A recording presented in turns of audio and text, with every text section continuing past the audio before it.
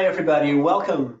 Welcome to our webinar on opportunities and requirements for exporting organic cocoa to the European market.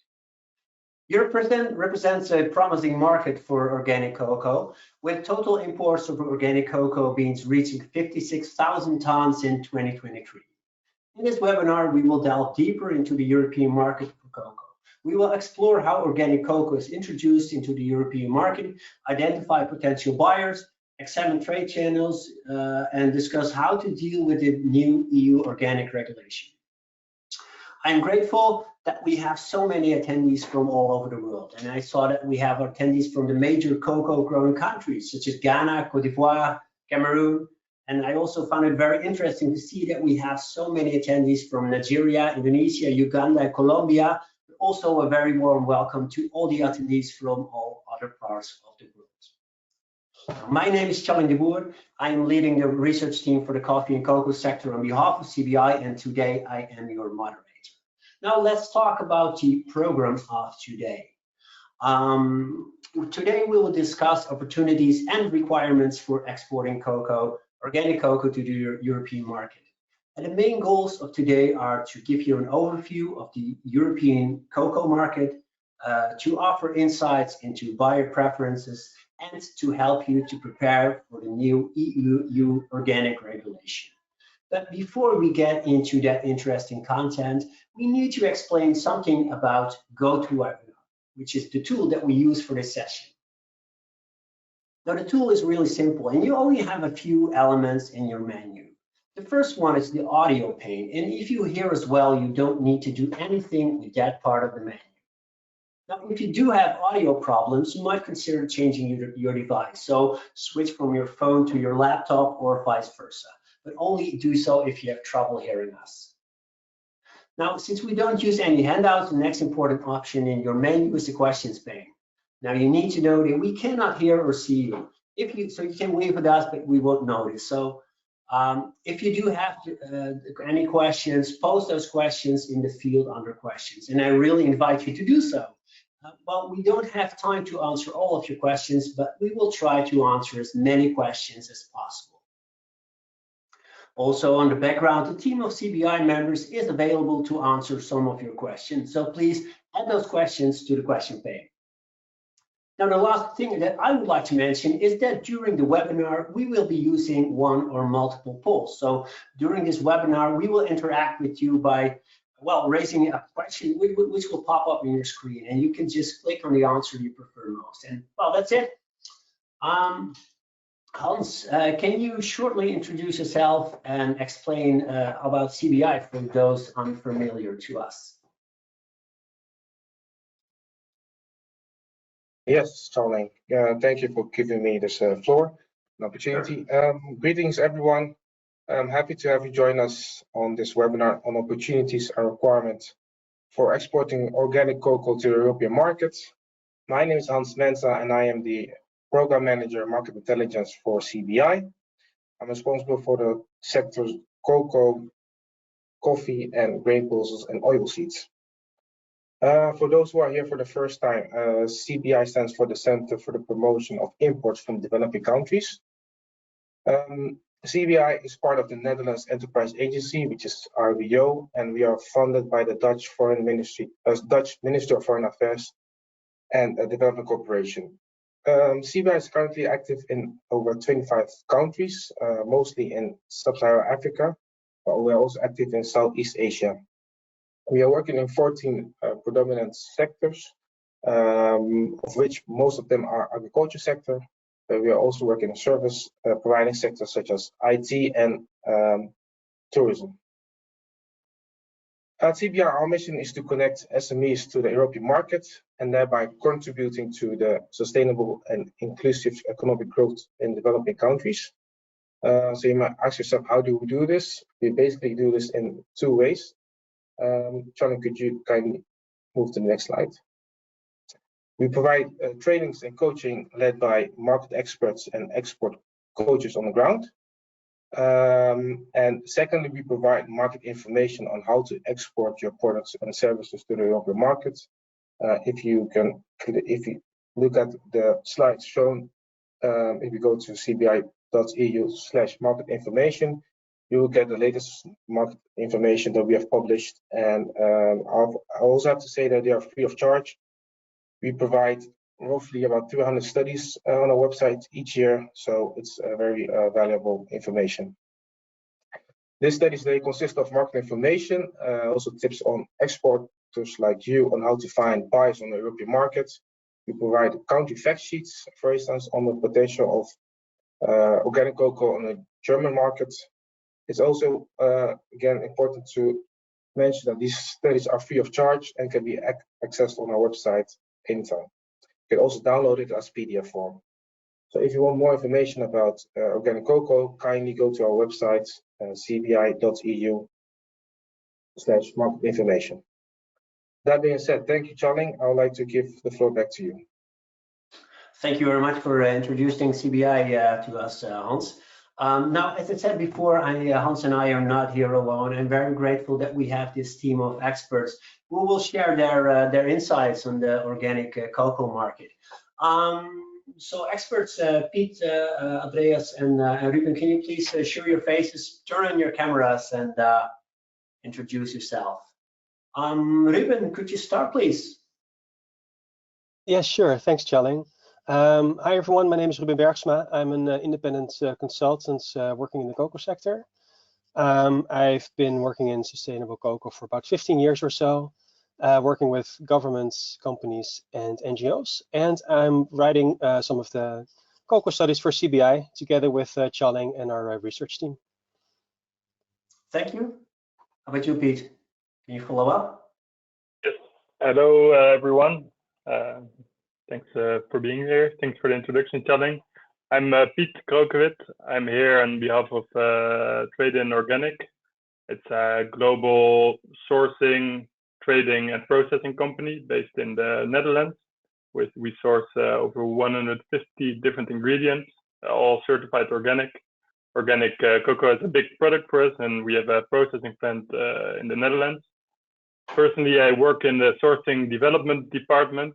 I'm based in West Africa, in Ivory Coast. And there, well, for the different products that we have, I try to identify new sources, and after that, monitor them and support them, help them develop. So yeah, that's me. Thanks. How about you, Andreas? Yeah, thank you. A warm welcome to everybody. My name is Andreas Katz. I'm working at Fairtrade International. And in Fairtrade, we have actually more than half of our supply chains that were also organically certified, mostly to the EU organic regulation. Therefore, we have a strong intersection with the organic sector. And cocoa is our second important product, so we have a strong interest and a strong producer base that is certified organic and Fairtrade in cocoa. In Fairtrade International, I'm leading two units. The one is the unit that sets the standards and the Fairtrade minimum prices, and the other is to lead the team that is doing global product and program management. In that sense, I'm working very closely with organic day and out.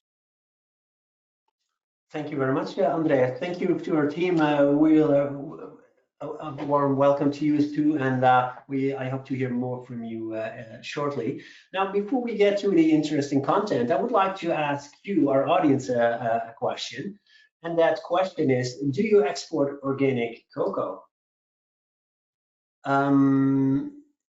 Yeah, the poll is there, so please click on the answer that you prefer most. Do you export organic cocoa? You can say either, yes, I export it to Europe, or yes, I export organic cocoa, but not to Europe, or perhaps you might be doing so in the future. Perhaps you export only non-organic cocoa, or it could also be that you're just not an exporter of organic cocoa, but just interested in the topic we'll be talking about today. I see many answers coming in.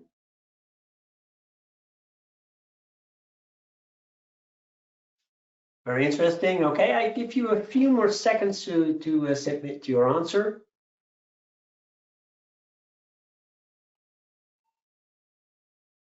Okay.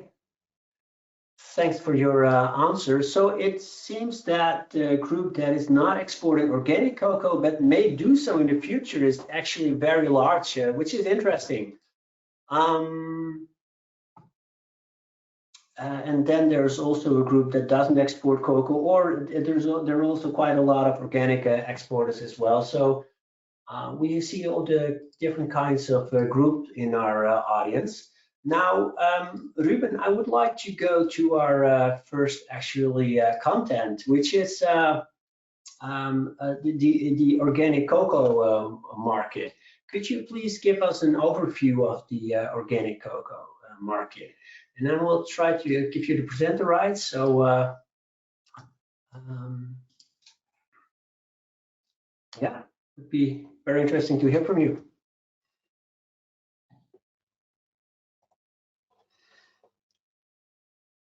Yes, thanks. Thank you, Tjalling. Is everything working? Yeah. Great. Okay. So, yeah. So great. Yeah, like I said, I'm part of the research team. I'm currently writing the new CBI study on exporting organic cocoa to Europe. So that study will be published later this year. So today I already want to talk about a few of my findings. I want to talk about the European markets and the key import and export countries. So let's first look at the organic market. Globally, the organic agriculture market has grown a lot. Organic agricultural land has increased by 103%. So that means that it has more than doubled in size in the last 10 years. What we see is that consumers are also buying more organic products. Sales of organic products in Europe have also more than doubled in the last 10 years. Total sales were 5 billion euros in 2023. So that's for all organic products. So if we look at cocoa specifically, we also see strong growth over the last 10 years. The area for organic cocoa has more than doubled as well. So you've seen a lot of growth overall over the last 10 years or so. If you want to see more figures like this, I would really recommend reading the amazing report on organic agriculture from the Research Institute of Organic Agriculture and IFOAM. They have a lot of information on specific countries as well. Just sharing some of the highlights here to highlight the overall growth. The link is here on the page, so please check it out when we do share the slides. And I'll also talk about this more in my CBI study on organic cocoa. So after that quick introduction on the last 10 years, let's zoom in on the last few years. So during this time, over the last couple of years, we've seen a small decline in organic production and imports. The organic production area decreased by 1% from 2022 to 2023. So that means that there was slightly less land use for the production of organic cocoa in 2023. But considering that 1%, if you compare that to global cocoa production, it doesn't seem so bad, because global cocoa production, as I'm sure a lot of you know, decreased a lot during that time. It decreased by 14% during that time. So that's a much bigger decrease. So organic cocoa actually did quite well considering the circumstances. But even though cocoa production only went down by 1%, there was a large decrease in organic cocoa imports into the EU. Imports went down by 23%. So this is for the EU, so that doesn't include countries like Switzerland and the United Kingdom and Norway. I don't have data for those countries, unfortunately, but the trend is, I think, probably going to be similar. So we see a big decrease in those countries. And actually, you see the same decrease in overall imports as well. So that also kind of mirrors overall imports, in cocoa imports into Europe. So why is this happening? So there are a lot of different reasons for this decrease. We don't have time to discuss all of them today, but I want to talk about one important reason, and that's the impact of climate change. So we do see this through changing weather patterns, more intense rains, longer droughts. This is affecting global cocoa production. But we see that organic cocoa was less affected by this. So that's partly because organic farming helps to protect crops against the effects of climate change. This is the impact also, of course, is coming from the global markets for all products. In Europe, the market for a lot of different products has stagnated. due to challenges such as the war in Ukraine, rising energy prices, high cost of living, high inflation rates, many things going on in the world at the moment that are impacting those things as well. And going back to cocoa, the price of cocoa has of course played a major role in this as well. And as I'm sure you all know, the price of cocoa went up a lot over the last 1.5 years or so. It was around 2,500 euros in 2023. It was around there for a long time, then started to go up, and on a few occasions even jumped above the 10,000 euro mark, which also impacted organic sales. So how did that impact? A couple of different ways. First of all, some organic cocoa is now being sold as conventional, a bit more than before. The organic premium is not as valuable when farmers can get prices on the market that are so much higher than what they previously agreed on. So a lot more is being sold as conventional, and there's less organic cocoa available to buy. So that makes it more difficult for buyers of organic cocoa to find enough cocoa. I've also heard that high prices have caused some organic farmers to think about switching to conventional cocoa. It's less effort, and farmers think that they can get a similar price with the high prices. But here, I think it's very important to emphasize that organic production is also a long-term investment. So it helps to protect your crops against changing weather patterns and climate change. Prices always fluctuate, so prices could go down again. And when the price goes down, the organic premium becomes more important and more attractive again. And with organic production, you're also better protected against climate change as well. So I see organic as a better long-term investment against the effects of climate change and as a way to protect yourself against these price shocks. Then what do we expect the markets to do? So the experts that I've spoken with for this study do expect the organic markets to recover and keep growing. I mean, we've seen 10 years of growth, and this is seen more as a temporary dip. So I think this will be the case as well.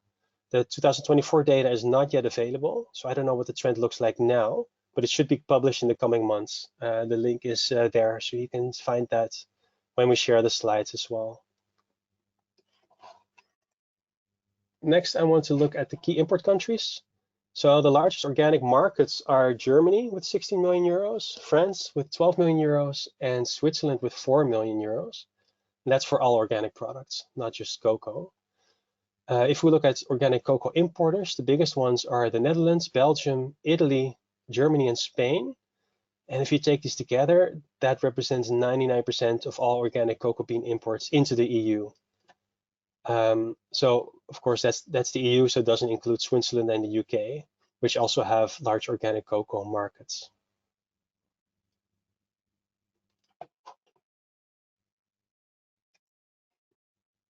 Then let's look at the key export countries. First of all, Europe imports mostly beans. So imports of paste, butter, powder, couverture were very small. So I didn't look at those, much smaller than beans. So we'll only look at the bean imports here. The biggest exporters to the EU are the Dominican Republic, Sierra Leone, the Democratic Republic of Congo, Peru, and Uganda. Here in this chart, you see the top 8 exporters to the EU. And if you take those top 8 together, that represents 96% of all organic cocoa imports into the EU. What's interesting when you dive into that bit more detailed is that some of those countries have very strong links to specific European countries. So for example, Belgium imports more than half of the EU imports from the Dominican Republic. And Belgium also imports more than 60% of the cocoa from the Democratic Republic of Congo. But then looking at Sierra Leone, the Netherlands imports about 97% of the cocoa from Sierra Leone. Uganda has a much stronger link with Italy. So there's different links with different countries. Some of that is also related to the big importers in Europe, like Pronatec, Ecom, Tradin Organic, whom we'll hear from later, and the relationships that they have. And just a small note again, that doesn't include the UK and Switzerland, but only EU countries. So I hope that answers the question, Tjalling. And if not, then please add your questions in the question box. For giving me that overview. There was a final question to you for now. You gave us just an overview of a lot of trade statistics in countries that import as well and export, but I was wondering, do you have any more information on a company level or on the type of companies that are importing that organic cocoa? Yeah, sure. Yeah, happy to share a little bit more on that as well. So just based on the research that I've been doing, most organic cocoa is imported by specialized organic cocoa importers. And the biggest ones in Europe are, in the alphabetical order, ICAM in Italy, Pronatec in Switzerland, and Tradin Organic in the Netherlands. There are others, just highlighting some of the biggest ones. That specialized organic cocoa importers group represents most of the organic imports into Europe, or quite a lot of it. A smaller share also comes from multinational traders like Barry Callebaut, Cargill, and others. Now, they mostly source non-organic bulk cocoa. That's the focus of what they do. But they will also source some small volumes of organic cocoa for specific customers. There are also some smaller, mid-sized importers that import some organic cocoa, but total volumes are quite small when you compare them to the specialized ones. Just some examples are CocoSource and Minka SES in Switzerland. I'll highlight a lot more in the study itself as well. But the percentage is also quite small of what they do. And then there are some smaller traders as well. You could think of traders that import maybe a few hundred to 1,000 tons total per year, some of which organic. So it's really that's top part that is the main entry point into Europe. And bean to bar is not included here. There are some bean to bar companies that may import directly, but they will buy a lot through these suppliers as well, most of it. So that's not included here. As for how to work with these, Piet at Tradin Organic will talk about this a little bit later as well. And then regarding the drivers of supply and demand, what I found is that the main reason that consumers buy organic products is for health reasons. So organic products are seen as the healthier option since they're not made using pesticides. And a second reason is sustainability, because consumers increasingly want more ethical and environmentally responsible products. And organic is seen as a great way to cover this. Organic cocoa is often combined with fair trade as well, because this combination helps to address both the social and the environmental side of sustainability. Some things have shifted on my screen. I hope you can still see my screen. The window looks different now, but I'll just continue. Price is always a factor as well. Although organic is seen as less price elastic than conventional, because consumers are more willing to pay more for organic products. So that's another reason why organic cocoa production makes sense as a long-term option. The EU is also investing a lot in promoting organic production and consumption in Europe. So those investments will help to increase demand as well long-term. Supply could be impacted by the updates to the EU regulation on organics, but hopefully that is only temporary. Yeah,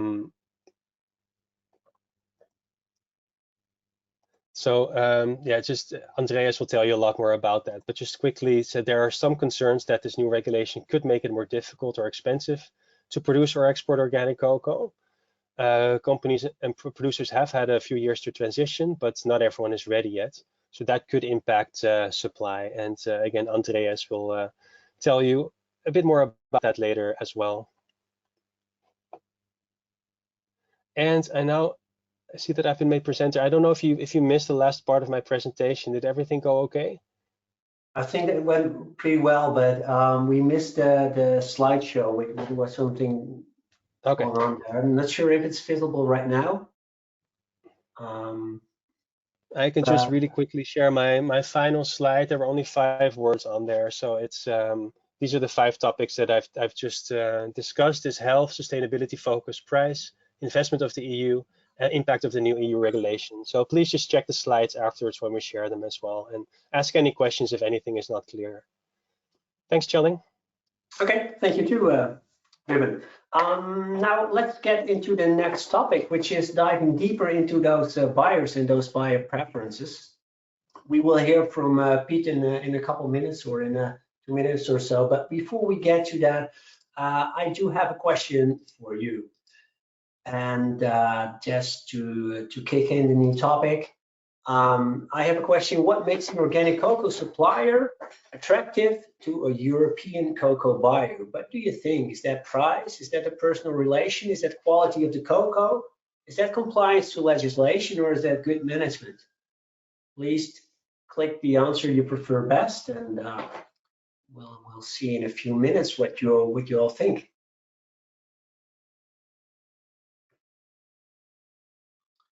Okay, I see many votes coming in, but I'll give you a few seconds more.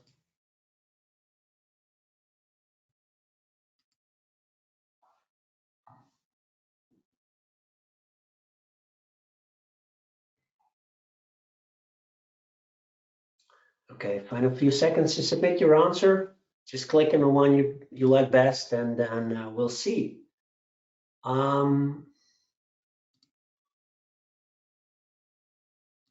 Okay, now it seems that quality of cocoa is the #1. Second is compliance to legislation, then comes price, then good management, and then lastly a personal relationship. Well, Piet, please show your face. I will make you presenter. And yeah, I wonder what you think about this, Piet. Could you tell a bit more about this and tell us a bit about what makes you well, can you just reflect on this question? Yeah. Very good question. I hope that you see my slides. Wait, no, not anymore. Let's give me 1 second.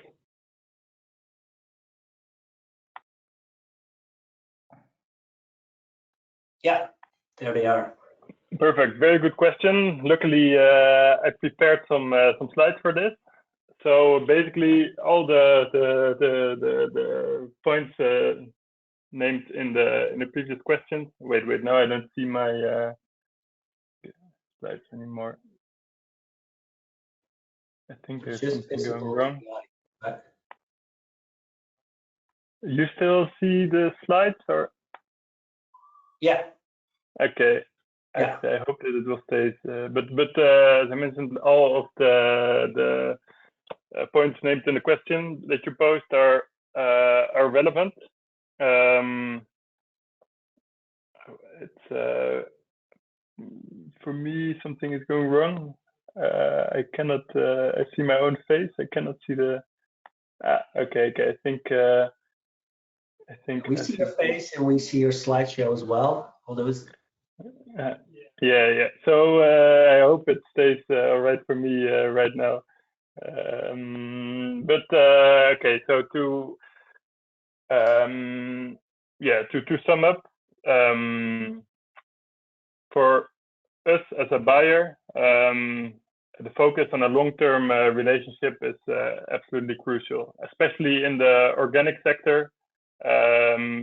Collaborations drive more naturally towards a long-term partnership because of the difficulties that come with organic agriculture. Also, the cost of certification. It's in that sense maybe a little bit less price-driven than the conventional counterpart, and way more focused on the relationship quality, reliability.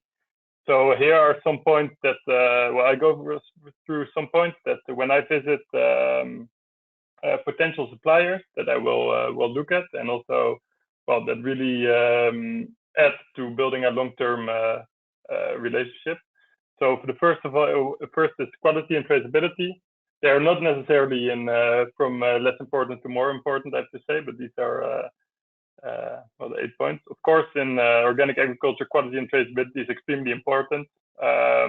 Ensuring organic integrity is essential, and the quality, of the beans is important too. The second is governance and financial health. I will dig into some of these later. After that, product knowledge and the will to succeed. Communication, for me, one of the most important points. I will dig into that later.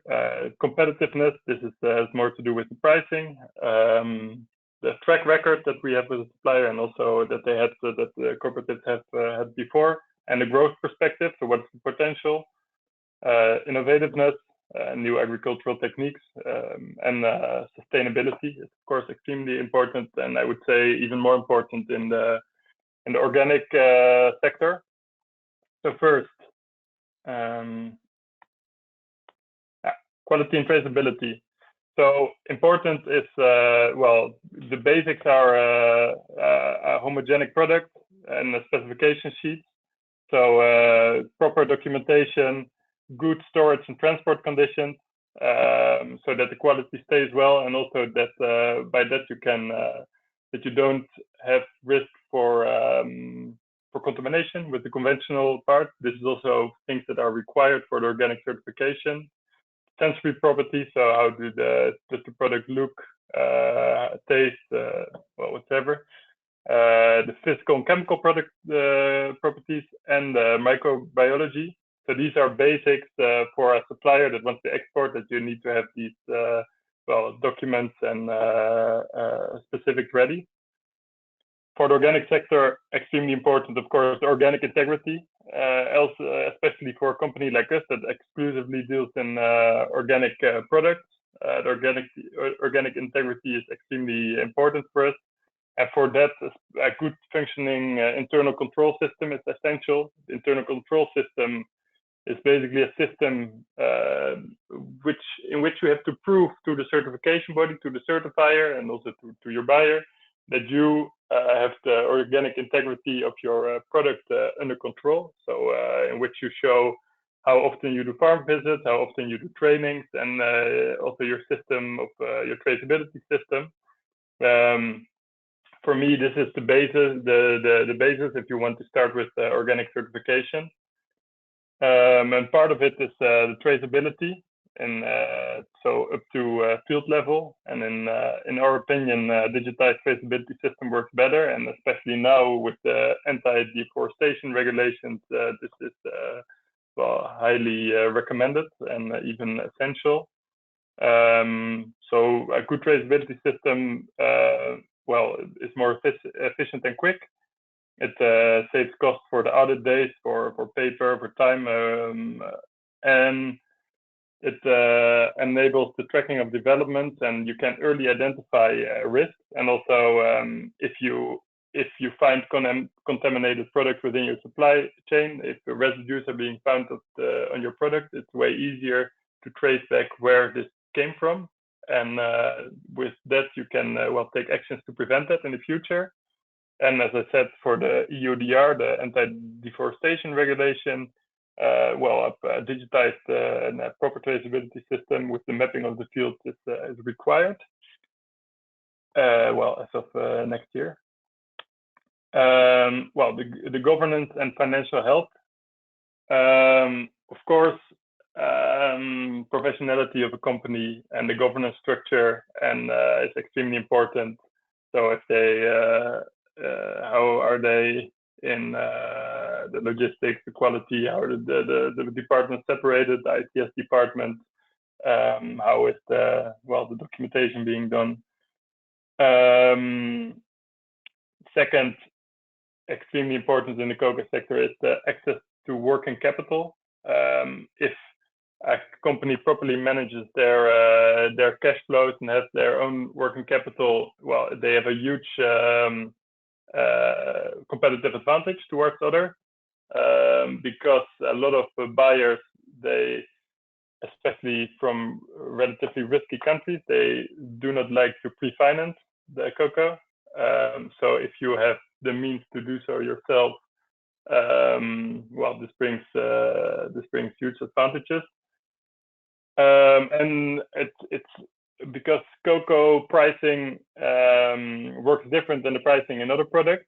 It's good to understand the basics of the cocoa pricing mechanisms, of the hedging mechanisms. So also to make pricing agreements with the buyers. It's very good to understand the essentials and the basics of this, and of course your own company financials. Moving on. For me, within the sourcing department, where I visit a lot of cooperatives or work closely together with the cooperatives and the local factories, the communication is absolutely essential and one of the most important points. As I said, especially in the organic sector, building long-term partnerships is key. We, as Stratton Organic, the majority of our products come from long-term partnerships. We hardly do any spot buying. We really focus on building a long-term relationship with the partners, and for that, the communication is key, in which you have to try to bridge the geographical and especially also the cultural distances. I highly recommend to work on expectation management. Don't overpromise. Don't try to sell more than that you can sell, and it's always better to if not a lot of time for both the buyer and the supplier can be wasted. So communication should be in time, quick, efficient, and reliable, even in difficult times.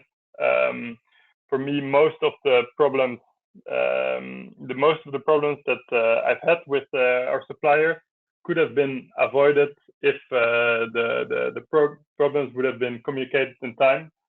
Often it's that we find out that a problem is there when it's already too late. The containers are already at the port, or whatever. A lot of these problems could have been avoided if communicated in advance. This is something that for me, if I see that the partners are doing this really gives me gives them a huge advantage, places a lot of trust in them, and it gives a very big green light for the future collaboration. And so the last part is which I already digged in a bit, is to prepare professional documents, specifications. Also, some marketing materials are always good with pictures, showing your process documentations and these kind of things.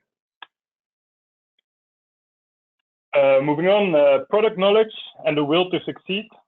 So it's a big advantage if suppliers see organic agriculture not just as a way to earn extra money, but if they're passionate about it, if they are aware of organic practices, and if they also know what the advantages and maybe the disadvantages are of it, and also are passionate about the product itself.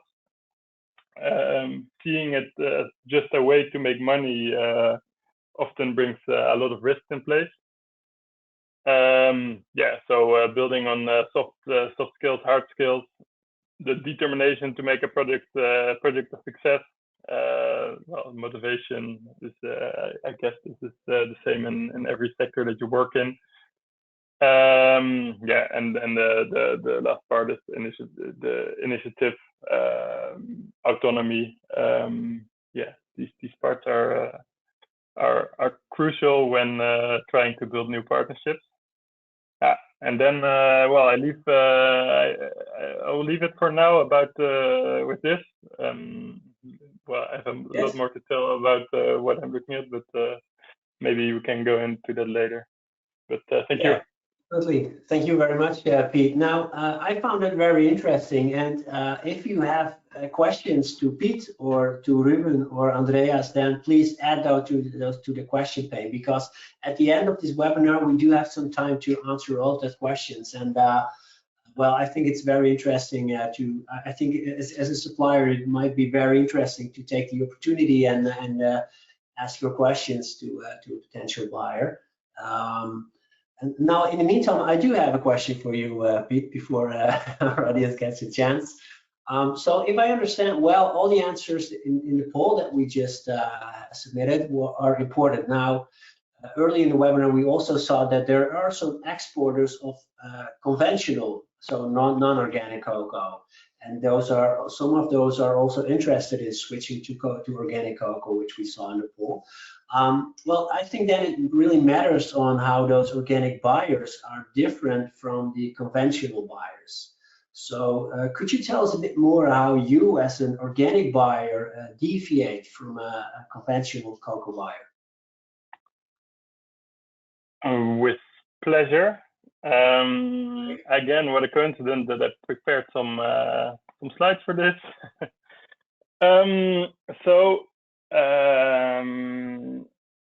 So what distinguishes us, and as I said before already, like for me, a big difference between the conventional sector and the organic sector is that organic naturally moves towards long-term partnerships. And even more so in our case, where we have a processing unit in the Netherlands that requires, we need to have enough raw material to keep the factory running. So this differentiates us a bit from traders, I would say, is that we are, we just need to have the volumes to keep the factory running, which makes it completely different. The situation completely different than just the buying and selling the raw material, the beans. But what distinguishes us?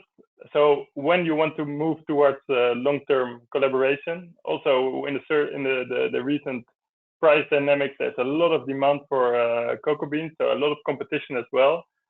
So we want to focus on building sustainable partnerships with our suppliers. And we do that by providing boots on the ground. So these are, this is our name for the roles within my team, within the sourcing department. So I'm the boots on the ground in West Africa, so to say. We also have a big team in Sierra Leone. And they help to, with the development, with solving the problems that occur from different aspects, ranging from financial problems to agronomical problems. Second is that we provide technical assistance, and we develop technical assistance projects together with our partners. We try to develop the farming communities. We try to support our partners with changing regulations, such as the new EU organic regulations, which I will tell a bit more about later, but also the anti-deforestation regulation, the EUDR. And we start funded projects. And so I will dig more into an example of a funded project that we are doing in Sierra Leone for the cooperatives that we are working with. So with the funded projects in Sierra Leone, we try to pool funding. So funding that comes from subsidies, that comes from grants, that comes from us, and it comes from some of our customers. And we do this for technical assistance projects, which increases the reach, increases often productivity per farmer, and there's lower transaction costs. It improves increases the availability for us. This strengthens the links between farmers and co-ops, and between co-ops and us. The co-ops, they see that we are not just there to buy their product, but we are also there to develop them. And therefore, co-ops are in general more loyal, and they see that having a long-term collaboration with a strategic partner really pays off, instead of trying to look every year for new buyers. And also it helps to profile this origin. And so one of the projects that I will explain a bit more about is in Sierra Leone. So we do this together with the funders like ADEFCO, the IDH, the RVO, the European Union, and some of our clients. The total funding that we have secured for this project is approximately 4 million euros. So it's quite a substantial project. And this is focusing, first of all, on agroforestry. So we set up dynamic agroforestry systems and demo plots throughout Sierra Leone at the cooperatives that we're working with. We start a farmer field school network, which is used to give the farmers regenerative agroforestry training. Within the communities, we also set up nurseries where seedlings are being provided and cultivated. So these are seedlings of improved cocoa varieties, but also of shade trees, of some food crops that the farmers then plant within their agroforestry system. And this agroforestry system is really a designed cultivation system to really improve the short and long-term payoffs, keeping the ecology and sustainable agricultural practices in place. And we see that these farms become way more resilient to climate shocks and have a way higher productivity rate. A part of it is to do the polygon mapping, which is needed for the EUDR, the anti-deforestation regulation, but it's also extremely useful to get a better traceability system. And lastly, we are trying to develop a carbon credit system that for these agroforestry systems can then also generate carbon credits and therefore extra income for the farmers. So the benefits of this include that the soil improves, the quality of the product improves, and also the yield improves. For the farmers, it leads to crop diversification, therefore also income diversification. They're less dependent on just one crop, but are dependent on, can harvest a lot of different crops at different times in the year. They get a more stable income throughout the year, and also therefore are more resilient towards price shocks. And lastly, it prevents deforestation. And also leads to carbon sequestration, and for which we hope that the farmers also get paid through carbon credits. Another part of the project is child protection program. So together with the Child Fund, we execute this project. We in Sierra Leone we have assessed the risk for child labor. We set up community, this is an ongoing project. We're setting up community action plans, including campaigns, radio discussions, raising awareness within Sierra Leone. We are preventing indebtedness through VSLAs. These are village saving and loan associations. These are small scale community saving and loan associations that are managed within the communities themselves. If you're interested in this, I can tell more about it later. You can contact me. So we have 57 VSLAs established, and the results are very high. A high number of loans, and so far all of these loans have been paid back. So these are some things that distinguish us from other buyers, and for which really focuses on building long-term partnerships and ensuring, therefore, for us sustainable supply and good quality organic cocoa beans. Thanks a lot for your extensive answer, Pete. It was a very clear answering, and how you as an organic buyer deviate or different from a regular buyer. Now, I would like to move on to our next topic, which is the new EU regulation. And I think it's one very main topic related. That is, it's just getting harder to getting certified according to some in the new regulations. And I think there's a lot of fuss around that, and the companies and people talking about that. So I think that is really one point we need to still address.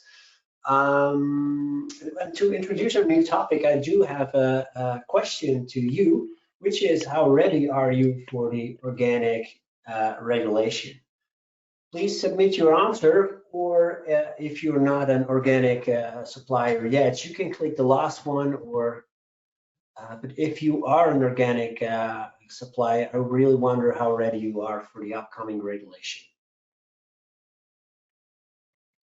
So I see many answers coming in. I'll give you a few more seconds.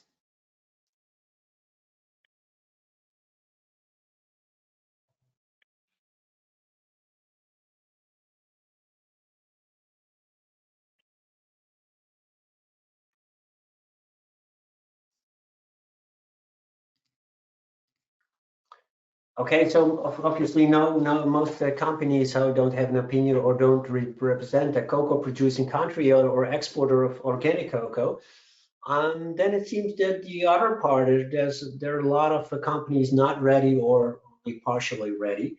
Well, we will talk about that later, but before we get to that, Pete, could you turn on your camera again and tell us a bit more about what the your organic regulation entails? And perhaps you might also consider keeping this a bit shorter than we had in mind at first, because we are running a bit out of behind schedule. Okay. I will try to keep it short, and I think also because it mainly focuses on the changes between the new regulations and the old regulations, and I guess there's maybe also some people in the audience that are not aware of the old regulations to that extent. So I will skip through some of the more most specific points. All right, but so as of October 2025, the new organic regulations will take into place.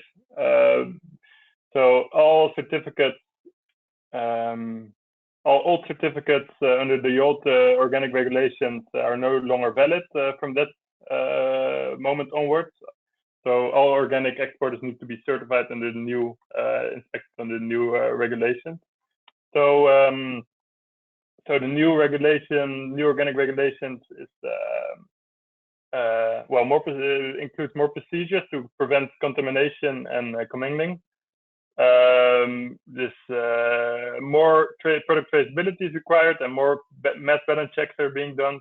The control bodies will do more sampling, and the EU will define high-risk third products. So some products will be defined, and they will be subject to more intense control, more heavy control and sampling. So what is in the new regulation? The main change is that certification will go from group certification to group of operators certification, in which the cooperatives, the group of operators have the certificates themselves and have a maximum number of farmers that are can be part of the cooperative.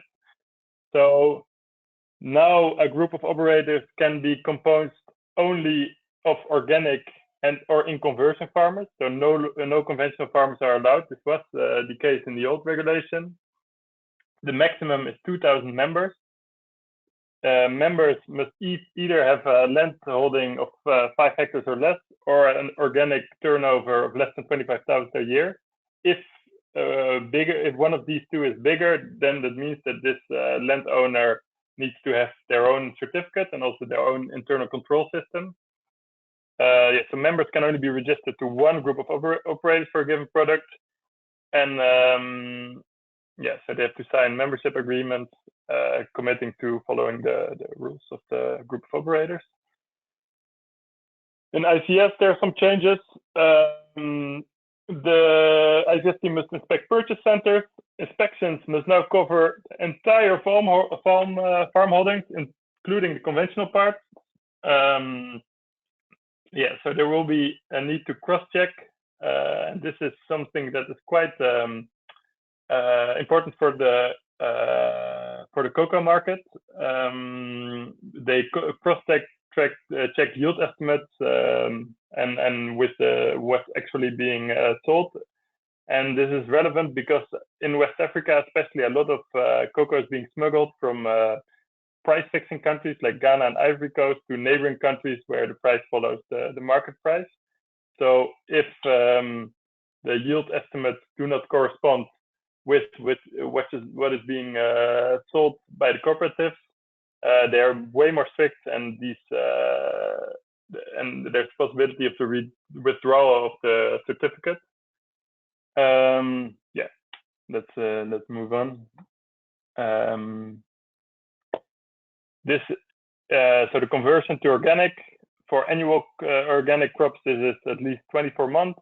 So for yearly crops that are seeded every year. For perennial crops, so 3 years after, well, the beginning of the conversion period, you get your organic certificate. It's quite important information. There's possibilities for retroactive certification where you skip the conversion period. These I would recommend to check with your control body. So the certification audit here, some numbers change. I will just recommend you to go through the slides when they are sent to you. And all these things have quite big commercial consequences to the cooperative if you want to get organic certified. So the cost of certifications are at least doubled. This is just the control body fee. Next to that, more analysis are required, which are in general quite costly, especially if you're living in countries where there are no labs that can do the organic residue analysis. And before, cooperatives had often thousands of members where you could spread all these costs upon. Now with the new regulation, the maximum is 2,000 farmers. So which means that you also have less farmers and less product where you can spread the cost over. And in some situations of cooperatives that we've been working with, the cost went up from 8,000 euros for the certificate for the control body fee to 17,000 euros. So it's more than doubling. All right, that was it. If you have any questions, please feel free to reach out to me. I hope that my contact details will be shared. Same if you're interested to offer organic cocoa. I'm interested to talk with you. Thanks a lot, Piet, and also thanks for shortening that your answer that you prepared. Also, if you have some questions to Piet, you can reach out to him personally, but you can also contact him or add your questions right now in the question pane. So I just shared this small poll with you. Let me share it again. And so Andreas, I wonder, we just had this poll and it seems that many companies are not ready, or at least not fully ready. Can you, of course, I am certain that your research was a lot more extensive than our very tiny research. So could you please elaborate a bit more about on your findings? Yeah, for sure. Very happy to do so. So I think you will pull up the slides, Tjalling, Yeah, and sure. I will try to be very brief because we are running a little bit late and everybody can look at the details of that a little bit later. So basically in fair trade, as I said earlier, we have a large overlap with organic, and we are very much interested that producers that are certified organic are keeping that certification, and therefore we wanted to know from the producers how prepared and how informed are they about new regulation coming up. By the way, it's not only the organic regulation, it's also other regulations, but I'll now present only what the fair trade producers, organic fair trade producers, have said about their perspectives and their readiness to the EU organic regulation. It's a survey that we're keeping updated, and the results that I'm presenting now to you are really recent. So this is not old stuff, but basically from last week. And on the next slide, you see as main information, this is quite a broad survey in fair trade. We have over 700 producer organizations that are also certified organic. From those 700 and something, more than 250 have responded until now. 36% response rates, worldwide coverage. The products are broadly in line with representation of what is fair trade organic. So I would say, as these figures are keeping roughly the same also in terms of the result, everybody can conclude that the following slides are really representative to what producers at large are saying. And on the next slide then, Tjalling, we are seeing already the answer to the one question that interested everybody, and that is, are you actually working towards renewing the organic EU certificate? And here we find an 80-20 split. So that means roughly 20% of the producer organizations are not renewing the work towards the organic certification. Now, that doesn't mean that they don't do anything. That could also mean that they are just not renewing the EU certificate, but they are preparing to shift to the NOP or to the JAS or to the Indian or to whatever regulation certification. But it would mean that there might be a bit of a market pressure towards European supply chains. From those remaining, 2/3 are really affected and challenged by the EU regulation, and only 1/3 says, I'm roughly fine in my preparations. And we see a bit more on the next slides and really running a bit more through. On the left side, you see how far are people informed. On the right side, how far they are ready, and it's relatively clear. Only 1/3 of the producer organizations are fully informed about the EU regulations, are therefore confident what they are doing, and only a quarter is basically saying we are ready to receive the auditor, or we are confident to pass the audit, or we think we will renew our certificate with success. Whereas 60% are saying we miss information, some are saying very essential information, therefore might not be starting preparations, and 65%, 2/3 almost, are saying, yeah, we are preparing, but we are only partially ready. And given the fact that the audits are happening right now, or in June, or in July, latest, maybe in August or in September, I think that's a quite worrisome message, because you don't want to get into an audit situation with so many new requirements with only partial information and partial readiness. On the next slide, we see the main reasons why people find it challenging. Most people are finding that they don't have enough financial resources to comply with the requirements. And we have heard already a couple of figures in previous presentations. In fact, we have a whole spread between people reporting of organic certification costs going up by only 20% to also up until 5 times, so 500%. And that is especially true for the larger organizations that might need to split into many groups of operators.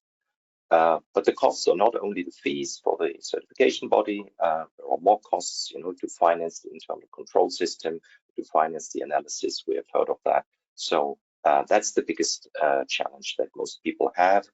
And when I presented similar slides at BioFach, the most frequently asked questions is the market rewarding my efforts, and is it worth that I'm putting the financial risk and investment into the renewal of the certificate?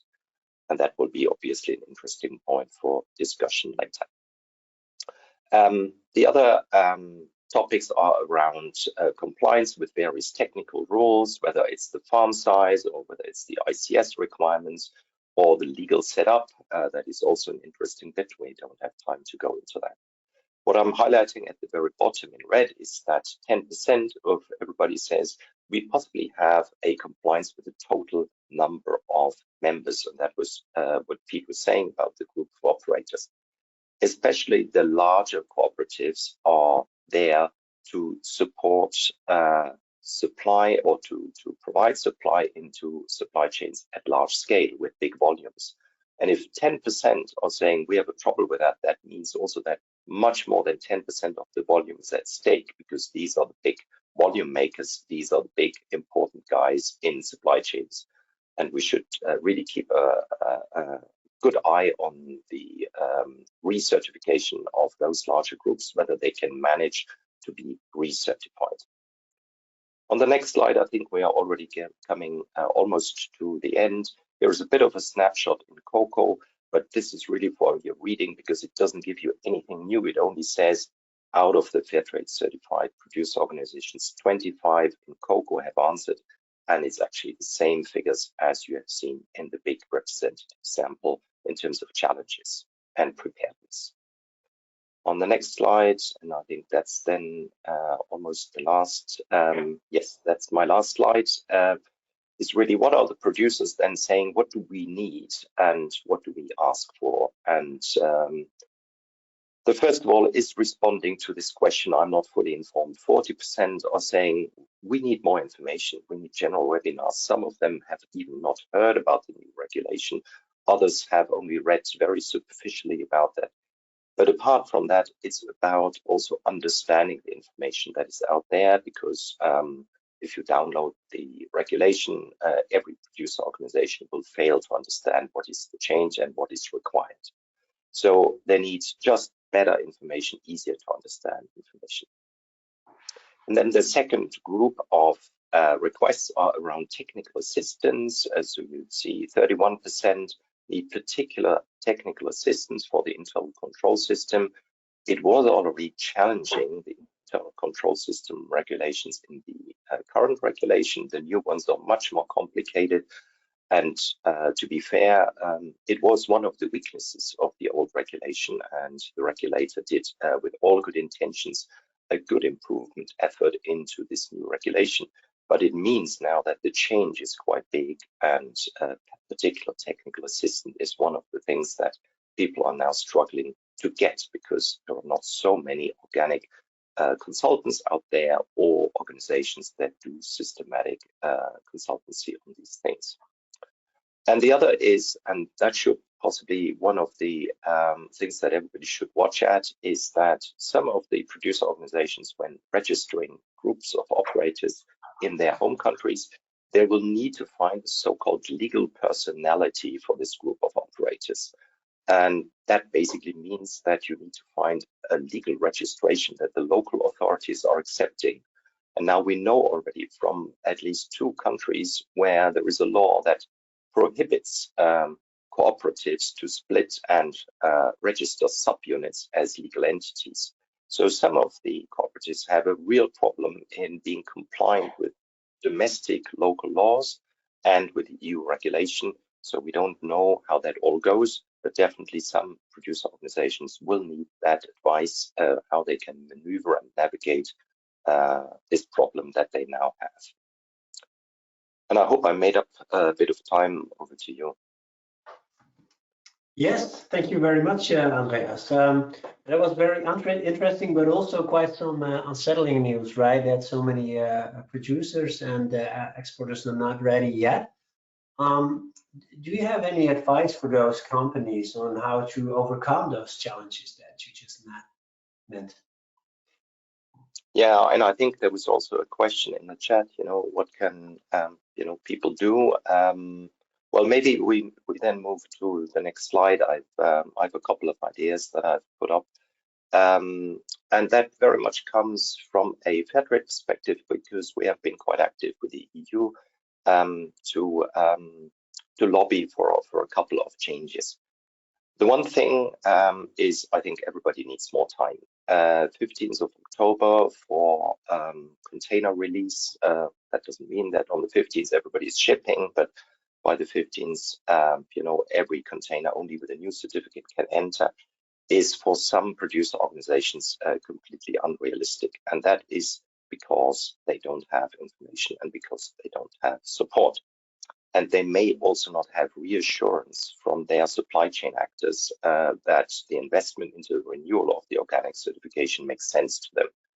So my recommendation would be that supply chain actors, very much what we heard about from Readiness Organic, engage with their producers, with their producer organizations, maybe with their exporters if they are at the back end of the supply chain, and really find out what is the need. And the needs might really be very different from producer organization to producer organization.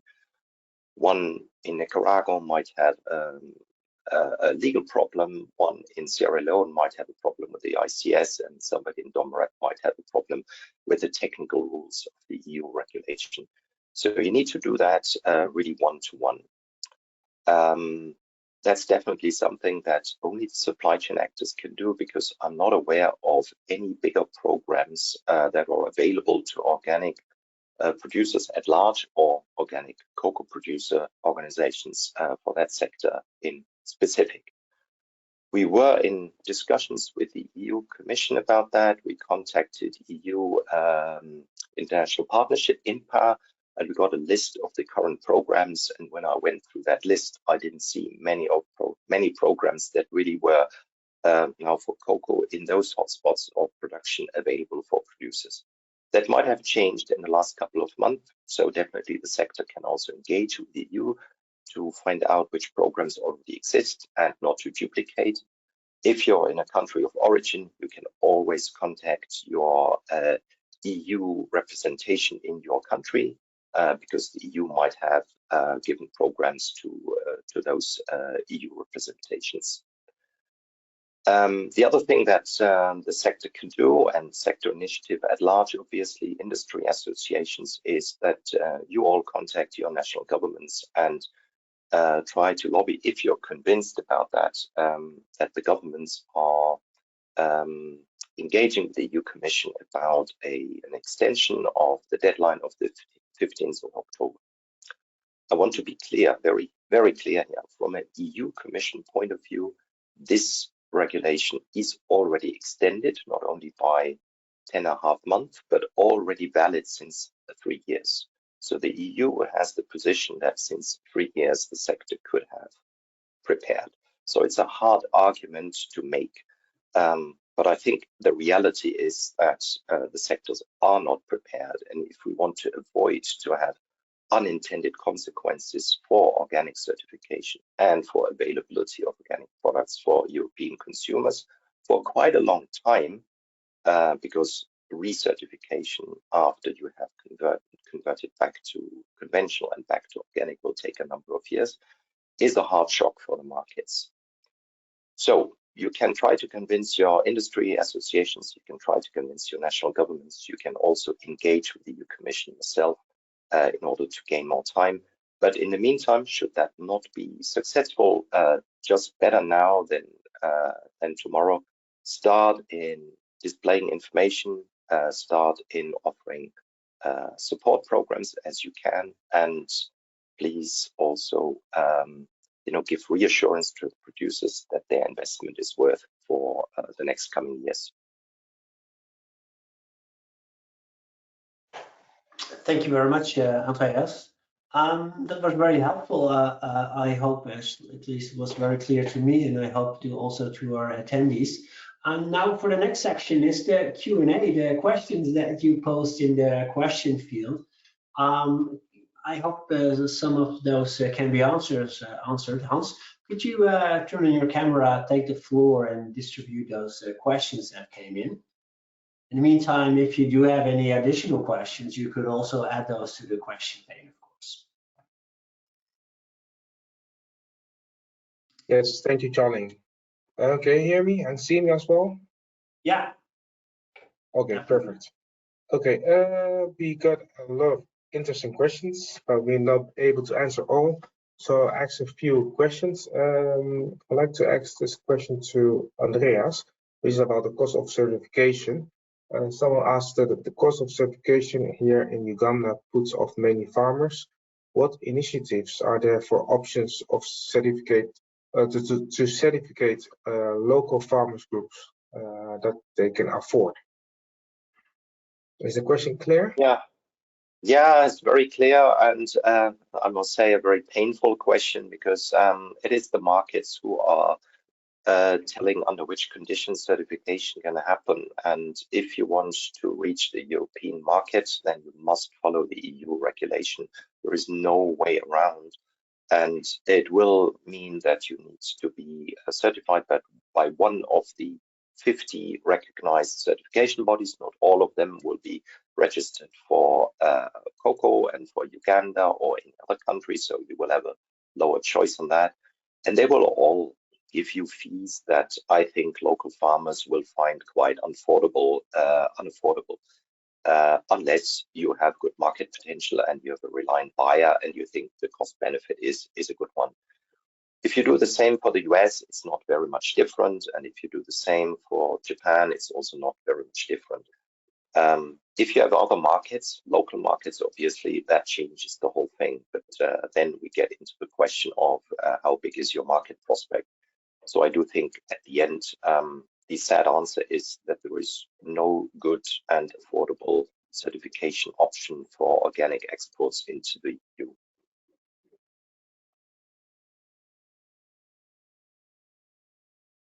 Great, thank you very much. And there's also another question which is also related to your topic, so I'll ask you as well.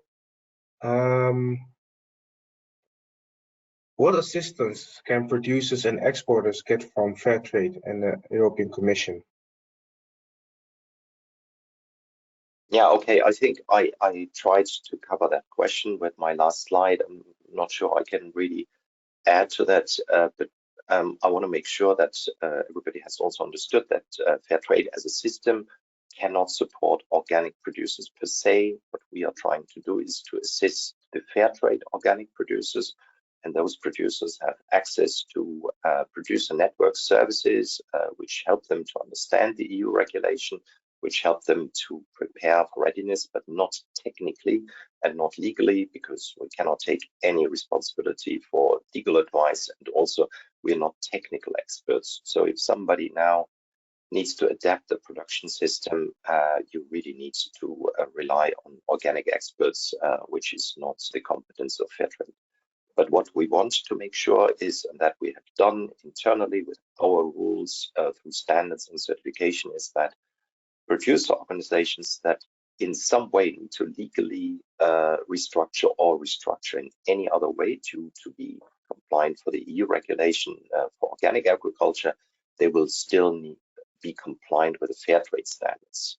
So nobody should be afraid of then losing the fair trade certificate, because for some people that is also a holding hand and a holding line for their economic success in the long term. Something to add to that is that I would, if you are struggling with these problems, I would also encourage you to reach out to your buyers or your potential buyers, because often they have a lot more interest and also means to help you than you might think yourself as a cooperative. So yeah, that's something I want to contribute.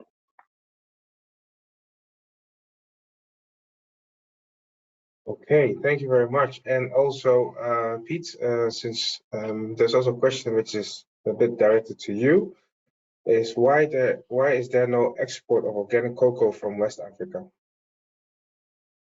Yeah, it's a very good question, and well, I am currently working on increasing that number. I hope that these numbers will increase, but there are several reasons. So first of all, there is quite some export from West Africa. A good example is our project in Sierra Leone, and which was also indicated in the numbers that Ruben presented. A country I think is located in West Africa. Apart from that, there is from some other countries in the region, I know that some organic certified cocoa, a lot of it is going to Switzerland. So these numbers there were not indicated, but in fact, organic cocoa is being exported. In the major cocoa producing country like Ivory Coast, there is a big part of it is also the regulations. So in Ivory Coast, if you want to export cocoa, it's required to do fumigation, so to kill basically the living stuff that could be inside your container. The conventional fumigation, the fumigation methods that are used are not allowed for organic exports. So that means that you need an alternative fumigation system. You need to get it certified, and like this is one of the there are several problems. This is one of the problems that well already increases the barrier to export organic cocoa from Ivory Coast. Some of it is being processed locally, so it's also not indicated in the export numbers. And yeah, I think that's about it. I'm working on. I hope to because I believe there's a lot of potential for organic agriculture in this region. There is already a lot organic by default, just not that much organic certified, and I think that can be changed. But right now, the last point is that one big challenge is that in general, in these countries, there's very big cooperatives. And with the new regulations, you need to have a separate entity for the organic certification. And I noticed with the cooperatives that I'm talking to that they are not too optimistic about keeping the organic certification because of this, that they need to start a new entity. They need to get that entity accepted in the National Cocoa Register, COCOBOT, and the Conseil Café Cacao. So yeah, basically, in summary is the answer. A lot of different barriers that, if you add them up, make organic quite challenging. Thank you for your extensive answer, Piet. Due to time, I would like to ask one last question to Ruben. And the question is, what is the position of Ghana on the list of countries that export organic cocoa to the EU? Thanks, Hans, for the question. I saw it come up, so I actually put the data in a quick chart, and I'm trying to share my screen. I hope that's working. Yes, that's working. Is that working? Oh, that's great. Okay. Yeah. So so I shared the top 8. That's all the way up to Madagascar. What you see here, this chart is sorted by 2023. So the last year. You see that Ghana is here, so that's the 13th place. This is the top 15. Ghana is here, and you saw a big drop from 2022 to 2023. So it kind of goes up and down a little bit. Same with Tanzania, that's gone down. So these two are, like if you sorted this by 2022, they would actually go a little bit higher. They would have been 9th, right behind Madagascar. So last year it would have, or 2022, it would have been Madagascar, Ghana, Tanzania, Cote d'Ivoire. So they're right there in the bottom of the top 10, but still, quite a bit below Madagascar in this group. Let's see if we can add this slide to the presentation that we share as well. Okay, thank you very much, Ruben. Over to you, Tjalling.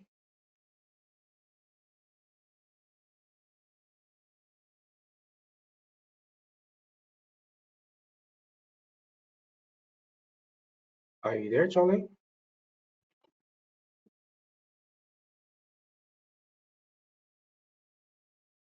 It seems that something went wrong. I think we are getting to the end of our webinar.